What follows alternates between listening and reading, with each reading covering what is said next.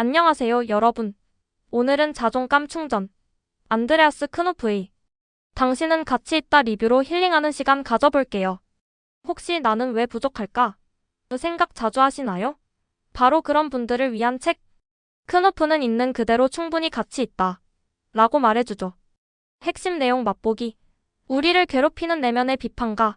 걔는 어릴 때 남들의 잔소리가 굳어진 거래요. 알아차리고 하는 대신 쟤 또 시작이네 하고 웃어 넘기세요. 자기 돌봄은 소소하게 좋아하는 거 하기. 맛있는 거 먹기. 넷플릭스 정주행. 부족한 모습까지 끌어안고 괜찮아 칭찬하기. 마지막으로 바쁘다고 뛰지 말고 멈춰서 숨 쉬세요. 내 안의 목소리에 귀 기울여 보세요.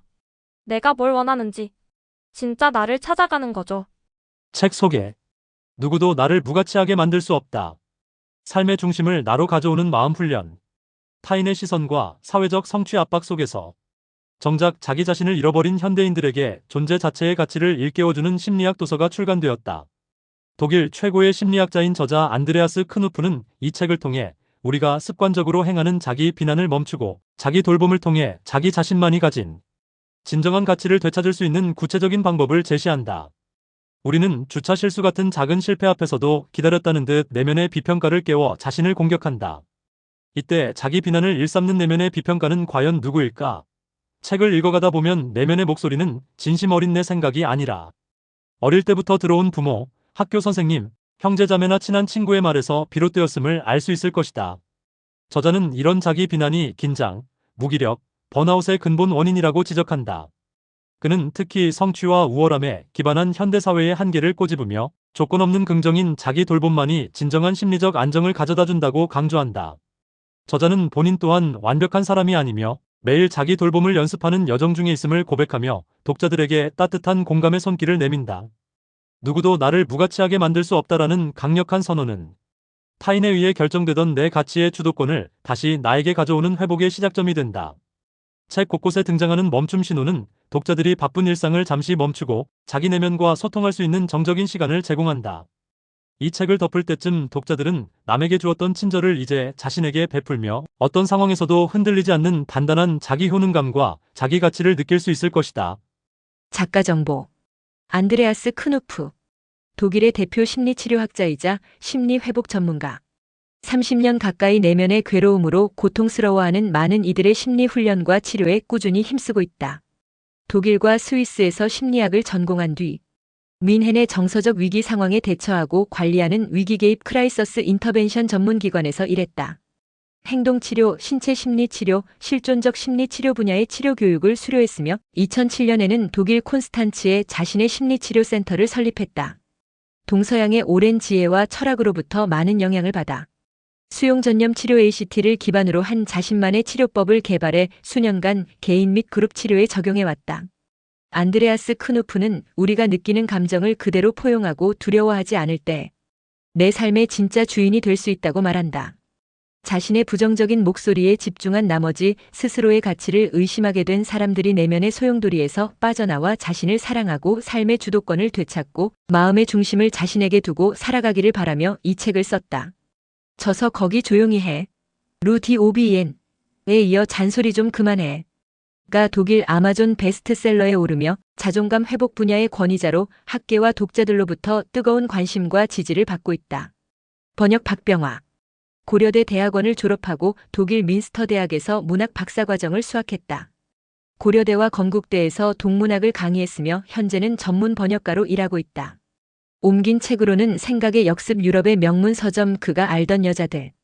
공정사회란 무엇인가 하버드 글쓰기 강의 마야의 달력단 한 줄의 역사점원 지니어스 등 다수가 있다.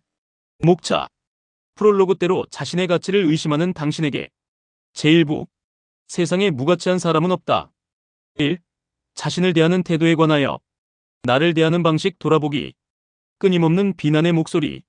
명령하는 강박의 목소리. 나에게만 불친절한 목소리. 왜 우리의 삶은 이토록 고단해졌을까? 2. 왜 지금 자기 돌봄인가? 고통 없는 삶은 어디에도 없다. 채워지지 않는 마음. 스스로 만들어낸 고통. 외면하고 싶은 감정들. 고통이 자라는 것을 온전히 느낄 때. 3. 당신의 잘못이 아니다. 내 마음의 진짜 주인. 자유의지라는 환상. 나의 다양한 모습들. 불필요한 책임감의 이유. 4. 나에게 친절할 때 생기는 마음의 힘. 관대해지기. 태도를 바꾸기. 감정 시스템 파악하기. 자존심과 무가치함. 자기 돌봄의 시선. 친절의 효과. 제2부. 자기 돌봄을 위한 일상의 기술. 5. 비난의 목소리를 멈추는 법. 비난의 목소리를 인식하기. 공감을 위한 2가지 연습. 생각의 융합에서 벗어나기. 보호의 목소리 이해하기. 나만의 주제 발견하기. 객관화 연습. 6. 고통을 견뎌내는 법. 현재에 머물기. 회피하지 않기. 감정을 그대로 인지하기. 감정을 수용하기. 나에게 건넬 말을 연습하기. 7. 친절한 태도로 나와 마주하는 법. 나와 친절하게 대화하기. 나만의 주문 만들기. 근본적인 질문하기. 아무것도 바뀔 필요가 없다면 나에게 찬성하기. 내 욕구에 주목하기. 목록 작성하기. 지나친 요구에서 해방되기. 8. 고립 대신 연결을 선택하는 법. 당신은 혼자가 아니다. 이 경험을 당신만 하는 것이 아니다. 인간적 특징을 공유하기. 고통을 나누면 반이 된다. 우리는 모두 연결되어 있다. 9. 타인을 향한 돌봄. 부드러움, 관대의 온정. 나쁜 마음 다스리기. 타인을 향한 친절함 키우기. 진정으로 위로하기. 삶을 긍정하라 알리지아 데너의 보고서. 에필로그 남은 삶을 어떻게 보낼 것인가? 추천사. 오진승 정신건강의학과 전문의 닥터 프렌즈 진행. 남에게는 너그러우면서 왜 자신의 가치는 끊임없이 의심했을까요? 이 책은 내면의 나를 향한 비난을 멈추고 있는 그대로의 나를 긍정하고 내 삶의 중심을 나로 가져올 수 있게 돕는 가장 명쾌하고 확실한 심리 가이드입니다. 책 속으로 자기 비난이라는 형태의 스스로에게 가하는 테러를 전혀 의식하지 못하는 경우는 흔하다. 자기 비난이 습관이 되면 우리는 자신이 매일 무엇을 하는지 더 이상 깨닫지 못한다. 대신 지속적인 비난이 가져온 참담한 결과를 알게 된다. 긴장, 무기력, 탈진, 번아웃, 신경과민, 혼란, 불안 등이 바로 그 결과다. 심지어 우리는 이런 결과에 왜 내가 이렇게 불안하지? 그만 진정해. 라고 다시 자신에게 책임을 돌리기도 한다. 때로 자신의 가치를 의심하는 당신에게 중에서 어쪽. 내가 아는 사람 중에는 자주 부모 집을 방문해 며칠이나 함께 지내는 사람이 있다. 사실 부모와 지내는 것은 그 사람에게 아주 불편한 일이었고 하루 이틀 지나면 거의 반드시 의견 다툼이 일어나 결국 부모에게서 심한 막말을 듣고 부모 집을 나서게 된다는 것을 잘 알면서도 그는 불특정 다수의 사람에게 잘 보이기 위해 부모의 집에 자주 찾아갔다. 최근에 나는 어느 부부가 휴가를 갈 여유가 있다는 것을 이웃에게 보여주기 위해 한여름에 2주 동안이나 지하실에서 숨어 지냈다는 뉴스를 봤다.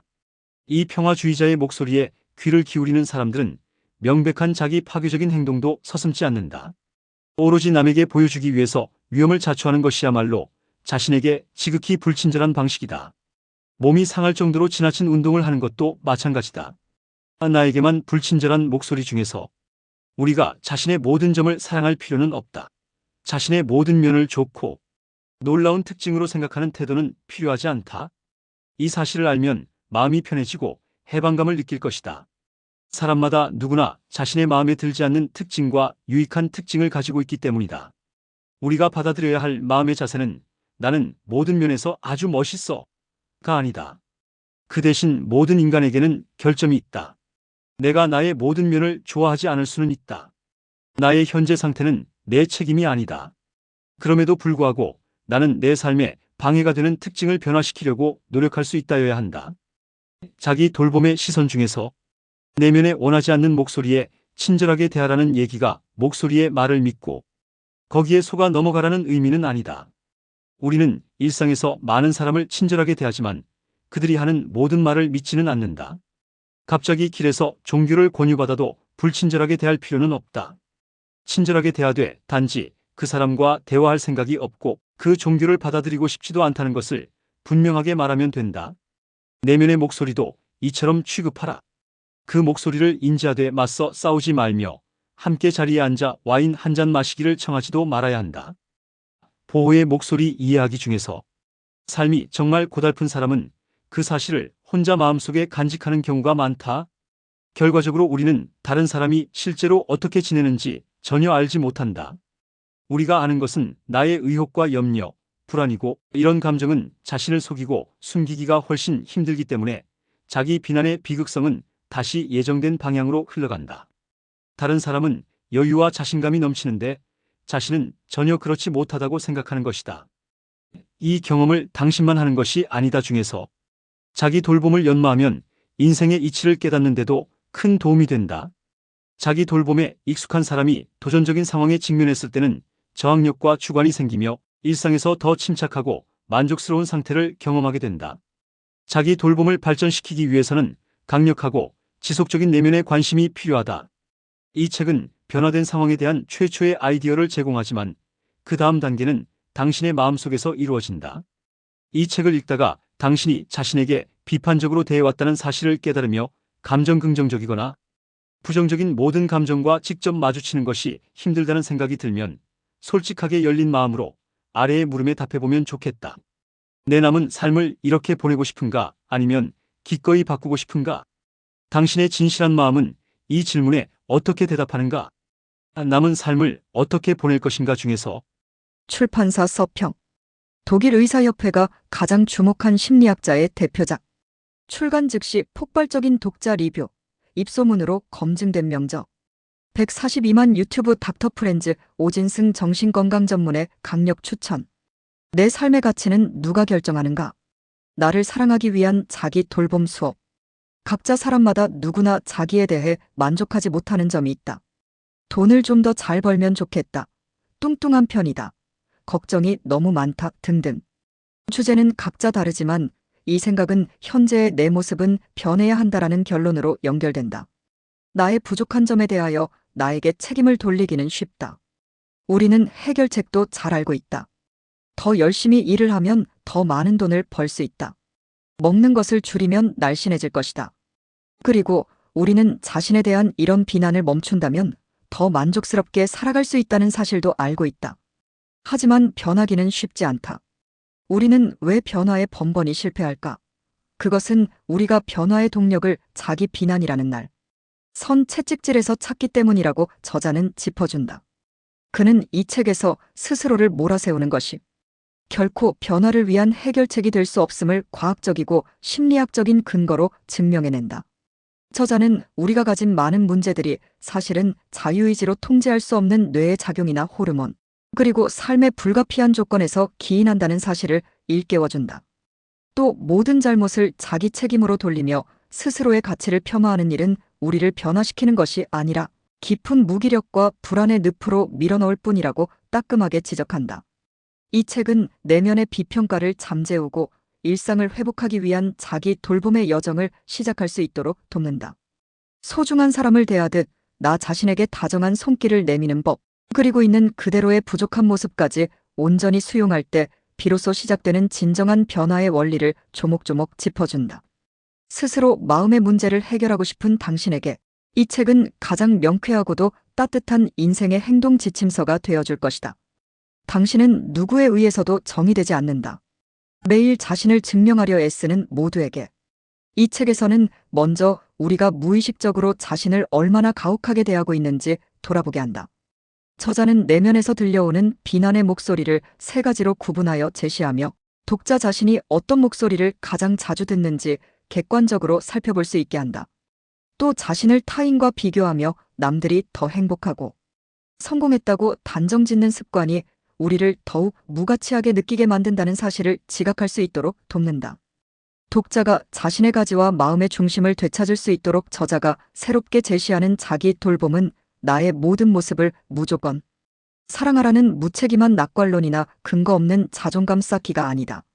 오히려 자신의 부족함과 불완전함까지도 삶의 일부로 받아들이는 정직하고 단단한 용기에 가깝다.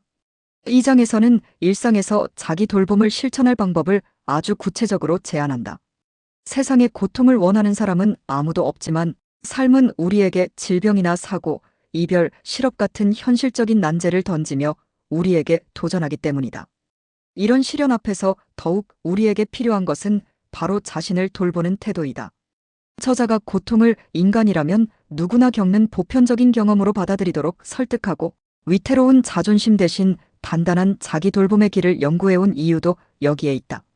고통은 피해야 할 오점이 아니라 우리가 함께 보듬고 가야 할 삶의 일부이기 때문이다. 결국 저자가 강조하는 것은 완벽한 나를 연기하는 것이 아니라 서툰 나와 함께 평화롭게 살아가는 법이다.